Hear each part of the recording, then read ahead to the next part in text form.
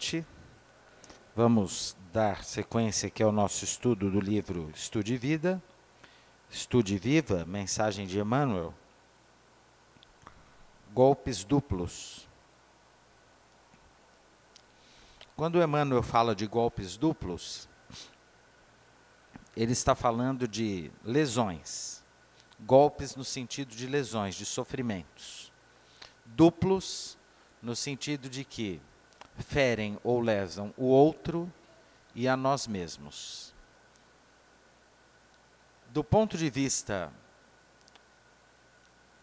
da hipótese espírita de compreensão da existência humana, todo golpe é múltiplo, não só duplo. Porque todo o mal que fazemos para o outro se reflete em processos que construímos de culpa dentro de nós.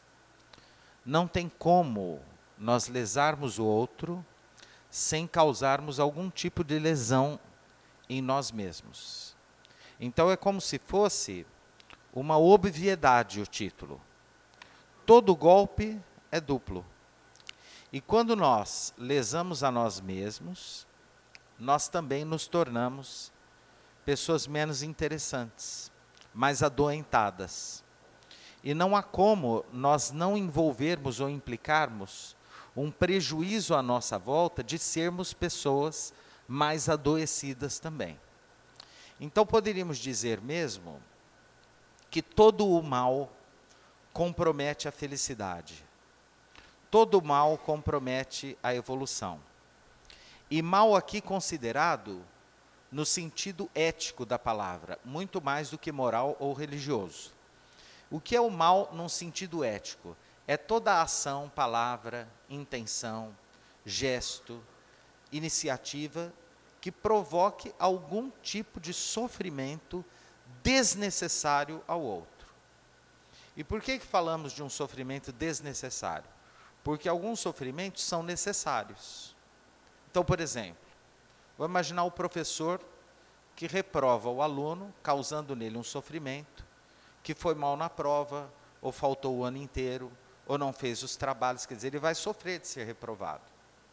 No entanto, isso não é um mal ético, é um sofrimento que será imposto a ele, a seu próprio benefício, creiamos que sim, não é? Mas que não foi gratuito, que não foi com a intenção de produzir o mal.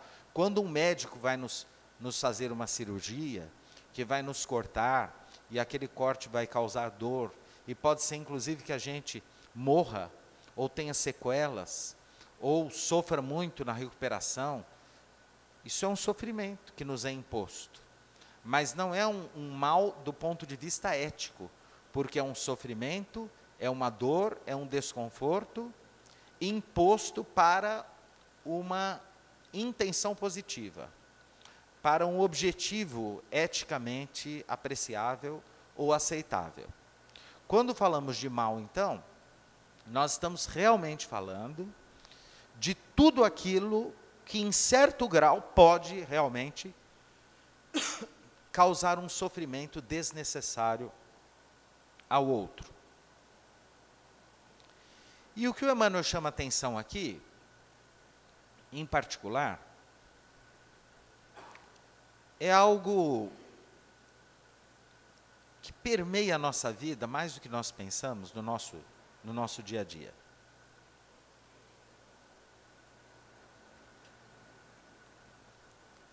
E que muitas vezes é fruto da nossa dificuldade de lidar com o que o outro é. Por exemplo, a inveja. É muito comum quando o outro é aquilo que a gente queria ser, tem aquilo que a gente queria ter, consegue coisas que a gente queria conseguir, que a gente tenha muita dificuldade de se solidarizar com ele. Em geral, a gente se incomoda muito. O Chico Xavier, uma vez, numa conversa informal, disse que os verdadeiros amigos a gente conhece no momento da alegria, não da dor. Ele dizia que no momento da dor, a gente sempre tem muita gente em volta da gente. Porque como o mundo tem muito sofredor, todo mundo que vê o outro sofrendo se sente irmão e chega perto. Mas quando a pessoa está muito feliz, que ela conquistou muita coisa, que ela está muito alegre, que ela está expansiva, dificilmente você consegue alguém para ficar do seu lado, compartilhando sua alegria. Aliás, é muito comum que as pessoas se afastem, que elas não deem conta de conviver com uma pessoa tão irritantemente feliz e realizada quanto você. A pessoa não dá conta, ela se afasta. E é interessante, porque a pessoa tem sempre assim, ela ficou metida. Ela ficou muito soberba. Ela ficou enjoada. Ela ficou insuportável. Não é assim, não. É a gente que não dá conta de estar perto do outro. Né? Eu, uma vez, ouvia de uma senhora, que, aliás, é uma senhora que se preocupava muito com a beleza, mas ela não conseguia. Ela tinha dificuldade com o corpo, dificuldade com tudo.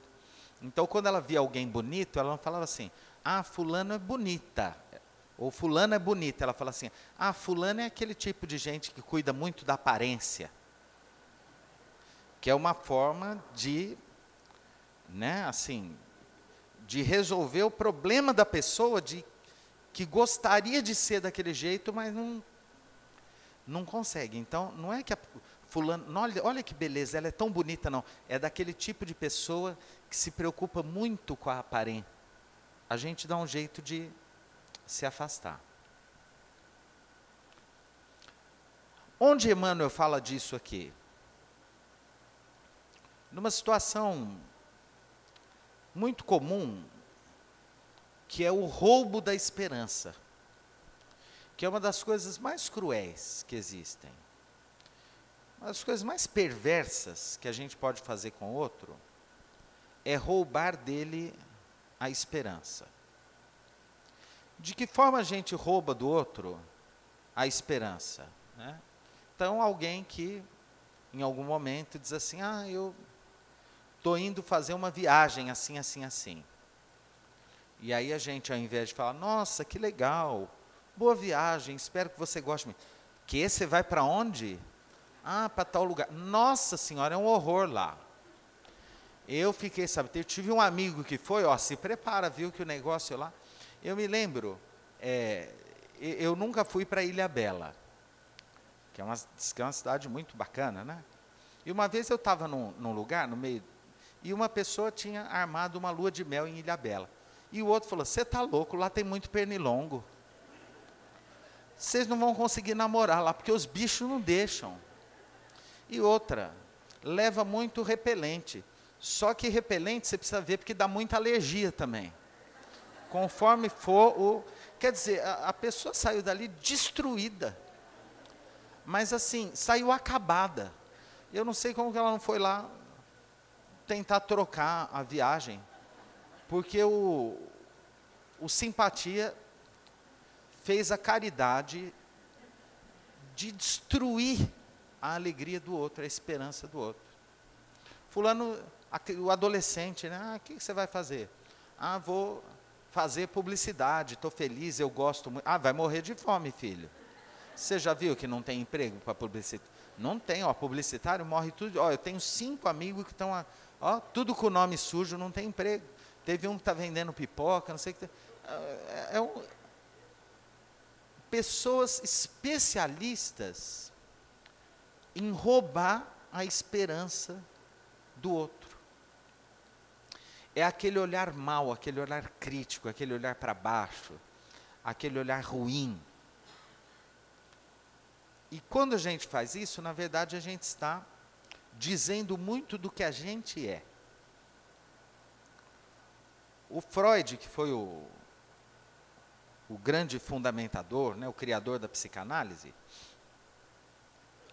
ele tentou compreender a mente humana, dizendo que nós tínhamos 3 dimensões do nosso eu. O id, o ego e o superego. O que é o id? O id é o eu mais profundo, seria como o nosso inconsciente. não é? O equivalente ao nosso inconsciente. É aquela dimensão da singularidade. É como se fosse a nossa caixa preta, aquela dimensão de nós que nós não temos muito acesso.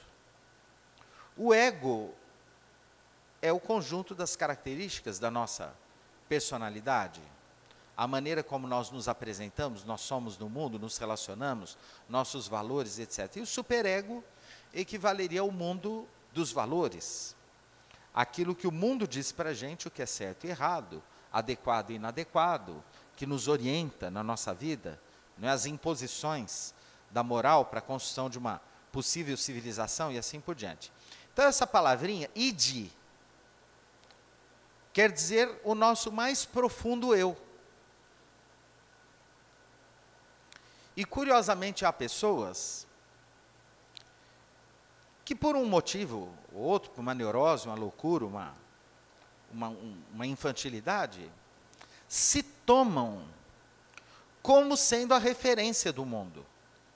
Então o que não é bom para ela não é bom para ninguém. E o que é bom para ela é bom para todo mundo. Ela é o centro de tudo. Ela é a referência, ela só pensa nela. Tudo que ela pensa, sente, imagina, concebe parte do seu eu mais profundo. É o id. São pessoas que têm dificuldade de enxergar o outro, de perceber que o outro pode ser diferente. E esse outro que pode ser diferente pode ser o filho, pode ser o marido, pode ser a mãe. E é desse id que vem em língua portuguesa uma expressão muito interessante que praticamente povoa o mundo hoje, que é o idiota. Né? Qual é a origem da palavra idiota? Vem de id. O id lá do Freud é a mesma que dá origem ao idiota. Quem é o idiota? O idiota é aquele que, inclusive, tem muita dificuldade de dialogar com os outros. Por quê? Porque ele não consegue entender nada que não seja o que ele acredita como sendo uma verdade absoluta. E muitas vezes, nós, na condição de idiotas, lesamos o outro sem nem perceber.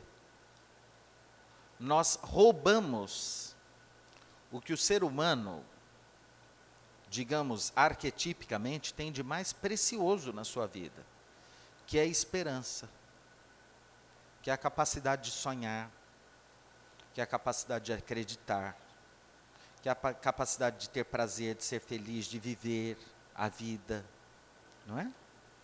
Então vamos dar uma olhadinha no que o Emmanuel diz aqui, ó. Não roubamos a alegria dos semelhantes, todavia se entramos em desespero, sempre injustificável, instilamos desalento e amargura naqueles que mais amamos, aniquilando-lhes a coragem. Esses dias eu ouvi uma pessoa que estava assim, né? Depressão, aquela coisa, porque eu estou correndo o risco de perder o emprego. E isso é muito difícil mesmo, perder o emprego. Não é? E há pessoas que vão dizer, nossa, isso é muito sério. Se eu fosse você, eu estaria desesperado também. E aí eu disse assim, está correndo risco de... Tá, bom. Você é bom no que você faz? Sou. Você tem preguiça de trabalhar? Não. Para você comer, você faz qualquer... Faço. Se você perder o emprego, fique tranquilo, você vai arrumar outro. A pessoa me olhou assim, nossa, é mesmo, eu não tinha pensado nisso. Falei, então tá bom, vai com Deus. Ué, perdeu o emprego, quando a gente perde o emprego, o que acontece? Busca outro, arruma outro. Quando a gente está doente, o que a gente faz? Toma remédio, faz tratamento. Ah, mas é uma doença sem cura. Então, pergunta para o médico quanto tempo você ainda tem para viver e vai viver tudo que você não fez ainda. Ah, tem 6 meses. Vai aproveitar a vida, que você só tem 6 meses. Vai ser feliz. Come coisa gostosa, ouve as músicas que você gosta. Tenta ver as pessoas que você ama. Porque daqui a pouco vai acabar, ferrou então. Olha que bom, você ainda falaram que você tem 6 meses. E a gente que vê o outro falando que tem 6 meses, a gente nem sabe que só tem meia hora, às vezes. Às vezes a gente está tão preocupado com o outro que o médico fez um prognóstico, não, você tem 6 meses de vida, fica com pena dele, chega em casa, infarta em meia hora, e é uma situação difícil, né? Então o que o Emmanuel nos convida é realmente para que a gente não roube do outro a esperança, não é? Uma pessoa, sei lá, canta mal, não é? Mas ela não é profissional, não vive disso. Você não vai convidar ela para cantar na sua casa numa festa. Ela canta mal. Ó, deixa eu cantar uma música. O que você achou? Uma beleza. É uma porcaria, mas você vai acabar com a pessoa? Uma beleza. Ontem eu andei de Uber, peguei um Uber, e o Uber disse que levou uma senhora para um baile ontem de carnaval. E era um Uber muito engraçado, né? Ele falou, ela entrou um negócio aqui, era uma coisa horrorosa. A roupa era horrorosa, a maquiagem era horrorosa, eu ouvindo. Eu falei, e você? Eu olhei para ela e falei assim, nossa, que linda que você está. E ela saiu numa felicidade. Isso é caridade. Você já imaginou? A criatura está lá. Se preparou a semana inteira para um baile. É carnaval. Ele falou assim, eu tinha vontade de perguntar para ela se São Jorge era bonito, porque ela era um dragão, um negócio horroroso. Ele era muito engraçado. Mas, você já imaginou? E ela ainda olhava para mim e falava assim, você gostou da minha maquiagem? Ele falou, coisa linda. E ela saiu numa felicidade e foi bailar. E vamos que vamos, em nome de Jesus, para o baile de carnaval. Você vai roubar da criatura a alegria de ir para o bailinho dela, achando que ela está linda? Deixa ela em paz. E outra, você acha feio, o outro acha bonito. Não é? É assim. Você acha feio, o outro acha uma beleza. Né? O que isso tem a ver com Jesus, com o Evangelho? Tudo. Tem lá no Evangelho. Aquela passagem, né? Os discípulos viram um cão morto e ficavam, né, falando que estava fedendo a carcaça do cão. Aí Jesus se aproximou, olhou para aquele cão apodrecendo e falou, nossa, que belos dentes tinha esse cão. Tem gente que consegue olhar para a parte ruim da vida, só olha a parte ruim, só desanima os outros. E tem gente que é capaz de, mesmo na pior desgraça, conseguir alguma coisa que valha a pena. E isso é sabedoria de vida. E a gente tem mais sabedoria quanto mais a gente vive a vida. Porque saber tem a mesma origem de sabor do latim. Sapere vem da mesma origem de sapore. Só sabe quem saboreia. Vamos imaginar um obstetra, um médico obstetra. Vai em congresso de obstetrícia, ginecologia, etc. Já leu 5.000 livros sobre parto, gravidez, gestação e etc. Aí tem uma mulher que dá à luz na frente dele com as dores do parto tremendas. Quem que sabe mais de gravidez, ele ou ela? Ela sabe, ele não sabe nada. Ah, mas ele leu tanto. Muito bem. Ele leu muito, mas ele não sabe. Então, o que ele tem? Ele tem conhecimento. Conhecer é diferente de saber. Saber vem de saborear, de viver, de experimentar. A sabedoria vem com a experiência. O conhecer vem de cognoscere, do latim. Nocere, que dá origem em língua portuguesa a noção, ter noção das coisas. Cognoscere, né, ter noção junto a, mas não é saber. Às vezes a gente sabe, a gente conhece muito uma coisa, mas não sabe. Só sabe quem passa. Quem lê, pode conhecer muito, mas não sabe. E nós precisamos respeitar quem sabe, porque o saber é como se fosse um conhecimento vindo da emoção, do sentimento. Há coisas de conhecer, há coisas de pensar e há coisas de sentir. Nem sempre a gente sente o que pensa e nem sempre consegue pensar e racionalizar o que sente. E ele então vai dizer que nós somos responsáveis não só pelo mal que objetiva, mecanicamente fazemos, mas também pelo mal que advém do que a gente deixou de fazer ou do que a gente desestimulou de ser feito. Então nós não temos o direito de roubar das pessoas a esperança, o sonho, o desejo de ser feliz, alegre, de se realizar. Nós não temos esse direito, em nenhuma situação. Se a gente não consegue trabalhar para melhorar o mundo, objetiva, mecanicamente, vamos pelo menos estimular as boas obras. Não é? A gente sempre diz isso aqui. Eu não vou lá ajudar a fazer a pizza. Então compre a pizza. Não, mas eu também não vou comprar. Então divulgue, fala que tem para ver se alguém compra. Não, também não vou divulgar. Então, faz uma prece para que a pizza dê certo. Para que pessoas, quer dizer, a gente não pode olhar e falar assim, não adianta nada essas campanhas aí. É uma atrás da outra e não resolve nada. Por quê? Porque a gente não contribui em nada. A pessoa está lá, doente, né? Prognóstico ruim, esperando a morte, a gente vai fazer uma visita. A pessoa diz, mas eu tenho certeza que eu vou sair dessa, que eu vou me curar, para Deus nada é impossível. O que a gente tem que dizer? É verdade. Continue com esperança, você pode. Espere mesmo, lute até o fim. Eu vou dizer, não adianta, porque me falaram que você vai dar de mal a pior, larga a mão de ser bobo.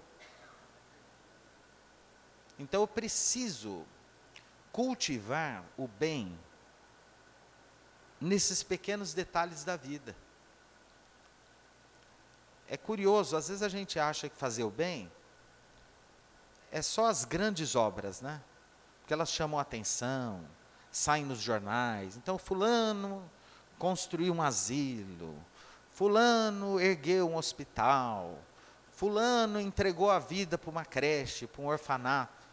Que bom, que beleza, maravilha que pessoas façam isso.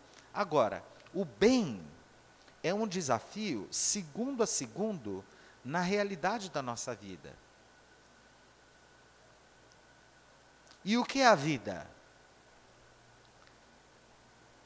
A vida é o momento que está entre a hora que a gente acorda de manhã e os nossos sonhos. A gente acorda de manhã.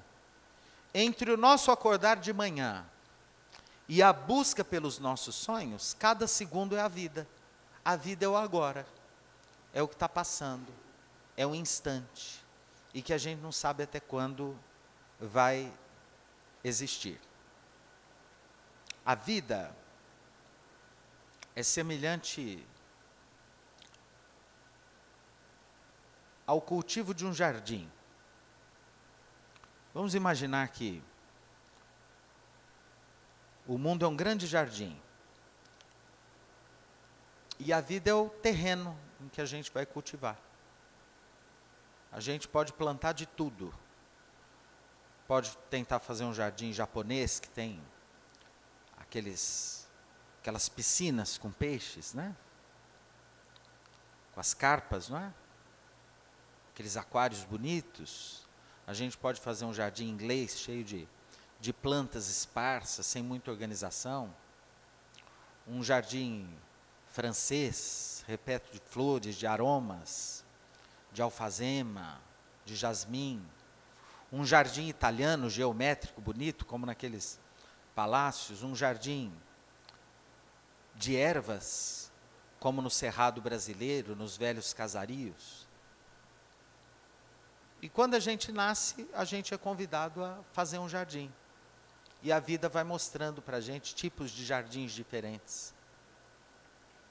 E ao nascer é como se o dono do jardim, que é Deus, nos dissesse: olha, você tem esse terreno, cultive o seu jardim. E diz uma lenda antiga que um dono de terras entregou diversos terrenos para os seus empregados cultivarem um jardim. E alguns deles fizeram jardins muito bonitos. Quando o senhor das terras chegou, ficou impressionado com aquilo que viu. Mas alguns, com medo de o jardim não dar certo, fugindo do trabalho que dá um jardim, porque a gente precisa tirar a erva daninha, a praga, aguar, adubar, cuidar, resolveram simplesmente cimentar, colocar pedra. Então pegaram aquele terreno inteiro e forraram de pedra. Cobriram tudo. Ficou aquela desolação, aquele cenário desolado que era pedra para todos os lados. E aí ele perguntou para os dois que ficaram por que eles colocaram pedras ao invés de cuidar de um jardim. E eles explicaram que o jardim dá muito trabalho. E além disso, eles tinham medo de não agradar o Senhor. Então eles acharam mais conveniente colocar pedras. Então ele disse: muito bem, então vocês construíram a moradia de vocês. Quem semeou o jardim vai morar no meio das flores e continuar trabalhando no campo.